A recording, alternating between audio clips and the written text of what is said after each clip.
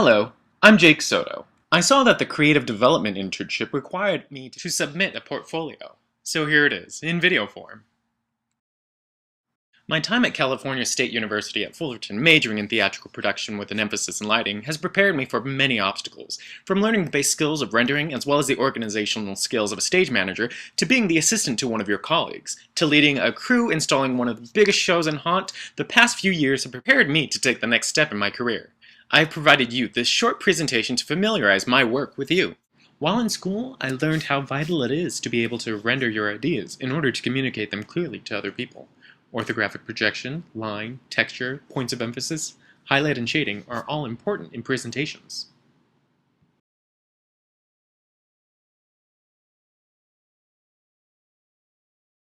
Once I graduated, I wanted to continue educating myself on the tools available to designers and to expand my skill sets for the workplace.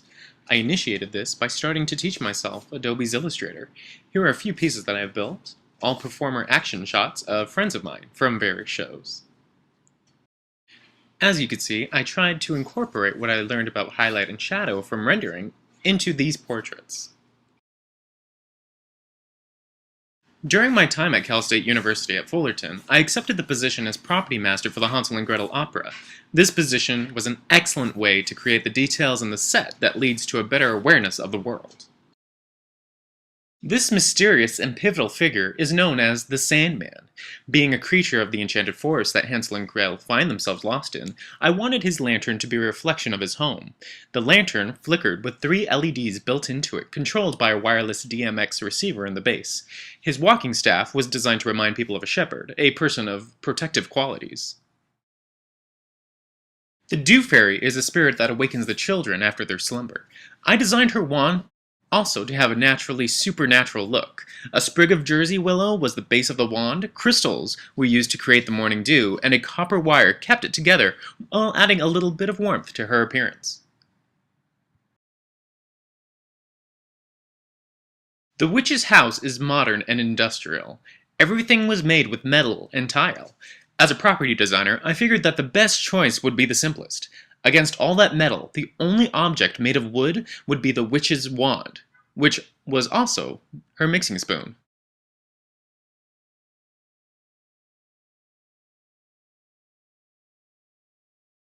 A larger-than-life design needs a larger-than-life prop. A conveyor belt took the children through the witch's oven, and these cookies came out on the other side. The figures needed to be light and weight, so we built them out of foam. The expression was created to lighten the mood of a ghastly scenario.